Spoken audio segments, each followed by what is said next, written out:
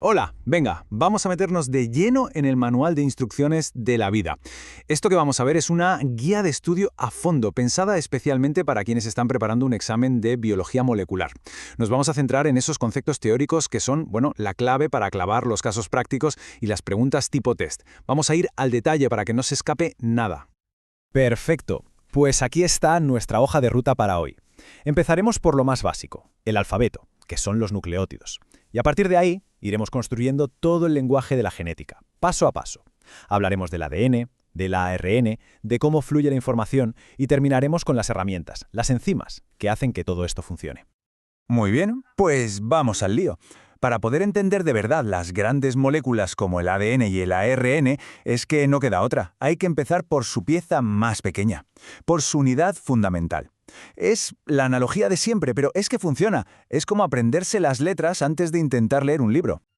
A ver, esta definición hay que grabársela a fuego, porque es la base de todo. Un nucleótido es, básicamente, un pack de tres componentes. Primero, un grupo fosfato. Este le da la carga negativa a la molécula y es el pegamento que une un nucleótido con el siguiente. Luego, un azúcar, una pentosa, que es el que nos va a decir si estamos hablando de ADN o de ARN. Y tercero, la base nitrogenada. Esta es la letra, ¿vale? Es la que lleva la información genética de verdad. Y aquí viene lo interesante y donde hay que prestar mucha atención. ¿Cómo se conectan estas tres piezas? Fijaos en los carbonos del azúcar, que se numeran con una comilla, prima. El carbono 1' se engancha a la base nitrogenada. El carbono 5' se une al grupo fosfato. Y ahora, el más importante de todos, el carbono 3'.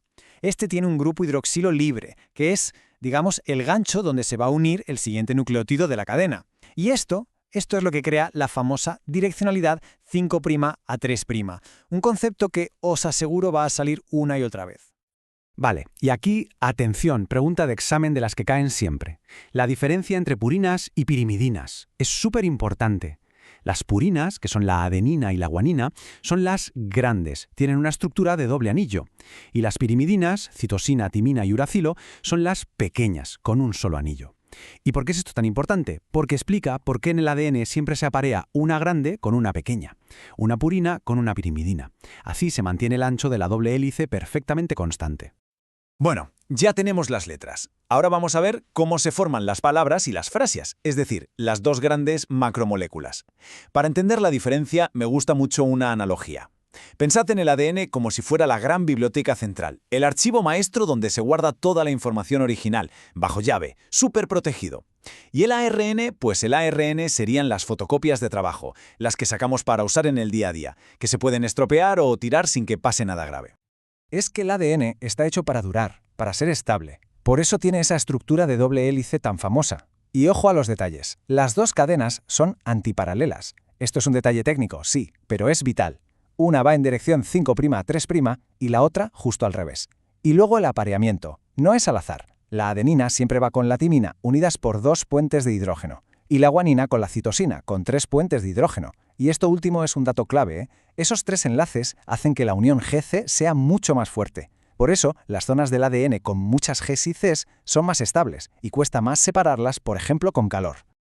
Mirad, esta tabla que veis ahora mismo es literalmente oro puro para un examen. Resume las 3 diferencias clave que hay que saberse sí o sí. Vamos a repasarlas. Primero, el azúcar. En el ADN es la desoxirribosa. Le falta un oxígeno y eso la hace súper estable. En cambio, en el ARN tenemos la ribosa, que es más reactiva, se degrada más fácil. Segundo, las bases. El ADN usa timina, mientras que el ARN en su lugar usa uracilo. Y tercero, la estructura. El ADN es esa doble cadena robusta y el ARN es una cadena simple, mucho más versátil y flexible. De verdad, dominad esta tabla. Claro, a diferencia del ADN, que básicamente tiene un solo trabajo, el de almacenar, el ARN es como una navaja suiza. Es un equipo de especialistas. Tenemos el ARN mensajero, o ARM, que es el que copia la receta del ADN y se la lleva. Luego está el ARN de transferencia, el ARNT, que es como el repartidor, va trayendo los ingredientes, los aminoácidos. Y por último, el ARN ribosómico, el ARNR, que es la propia máquina, es parte estructural de los ribosomas que cocinan la proteína. Es que su versatilidad es increíble. Vale, ya conocemos a los personajes principales, el ADN y los distintos tipos de ARN. Pues ahora vamos a ver el guión, la trama principal de esta historia. Y esa trama es lo que conocemos como el dogma central de la biología. No es más que el principio que nos explica cómo la información que está guardada en los genes se usa para fabricar las proteínas que al final son las que hacen todo el trabajo en la célula. Es así de simple y a la vez de elegante. ADN, flecha, ARN, flecha, proteína. La información por norma general fluye en una sola dirección.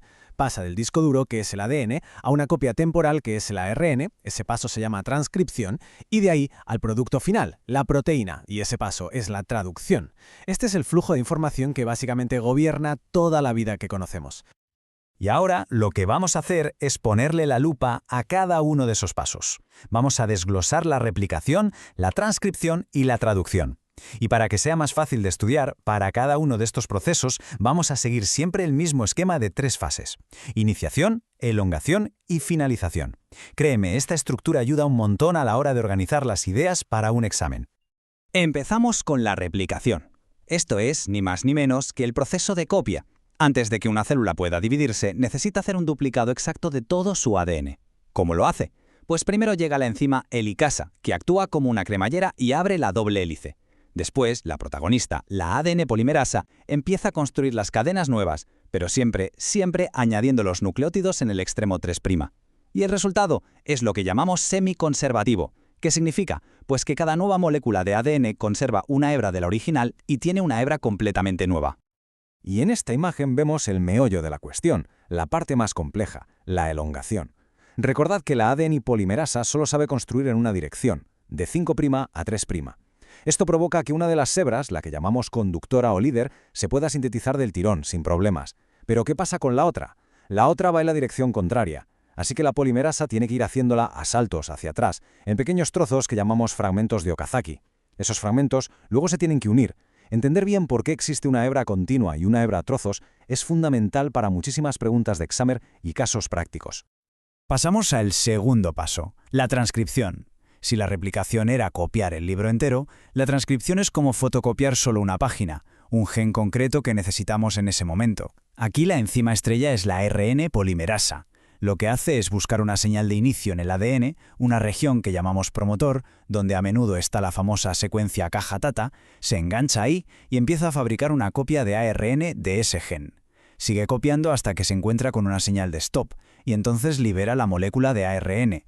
Pero mucho ojo aquí, porque en nuestras células, en las eucariotas, la historia no acaba ahí. Ese ARN que se acaba de fabricar, que llamamos pre-ARM, es como un borrador, no puede salir así del núcleo. Antes necesita pasar por chapa y pintura. Son 3 modificaciones clave. En el extremo 5' se le añade una caperuza, un capuchón que lo protege y sirve para que el ribosoma lo reconozca. En el extremo 3' se le añade una larguísima cola de adeninas, la cola de poli-A, que le da estabilidad. Y por último, lo más importante, se le quitan los trozos que no sirven para nada, los intrones, en un proceso llamado splicing. Solo entonces está listo. Y por fin llegamos al último paso, la traducción. Ahora es cuando el mensaje, la receta que llevábamos en el ARN, se va a cocinar para crear el plato final, la proteína. La maquinaria aquí es el ribosoma. Se engancha al ARN y empieza a leerlo de 3 en 3 letras. Cada grupito de 3 letras es un codón, y cada codón es una orden para traer un aminoácido concreto. ¿Quién lo trae? Pues el ARNT, el repartidor que vimos antes. El ribosoma va leyendo codones y uniendo los aminoácidos uno tras otro, como si fueran las perlas de un collar, hasta que llega un codón de stop, como UAA, UAG o UGA, y ¡listo! Suelta la proteína ya terminada. Muy bien. Hemos visto cómo funciona todo esto dentro de la célula. Ahora vamos a cambiar de tercio y a ver la parte más práctica, las herramientas que se usan en el laboratorio para trabajar con todo esto. Conocer estas enzimas es absolutamente esencial para entender las técnicas que nos van a poner en los casos prácticos, como la clonación, la PCR, todo. Aquí, las reinas de la fiesta son las enzimas de restricción. Pensemos en ellas como unas tijeras moleculares súper precisas. Cada una reconoce una secuencia de ADN muy específica, su diana, que además suele ser palindrómica. Se lee igual en ambas direcciones. Y ¡zas! Corta la doble hélice justo ahí. El corte puede ser limpio, dejando extremos romos, o puede ser escalonado, dejando unos pequeños salientes de cadena simple. A estos los llamamos extremos cohesivos o pegajosos, y son una maravilla, porque nos permiten pegar ese trozo de ADN con otro que haya sido cortado con la misma enzima.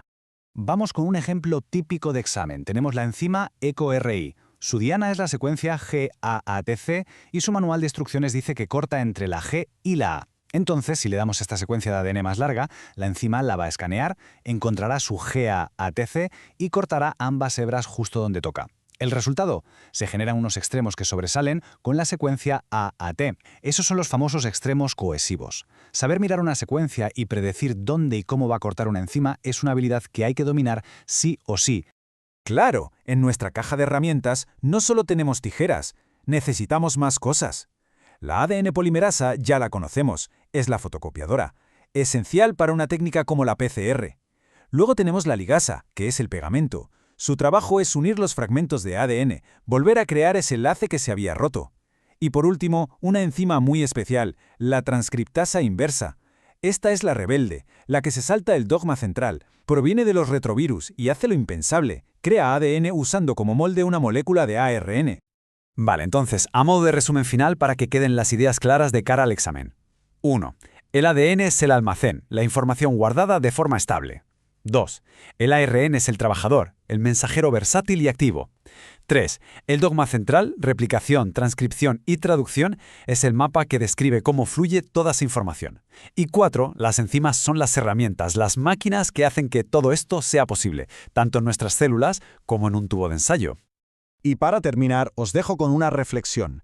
Acabamos de desgranar el código de la vida a un nivel de detalle increíble.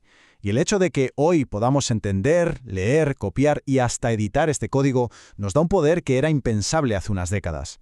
Así que la gran pregunta, la que queda flotando es, ¿cuál es nuestra responsabilidad ahora que tenemos este conocimiento en nuestras manos?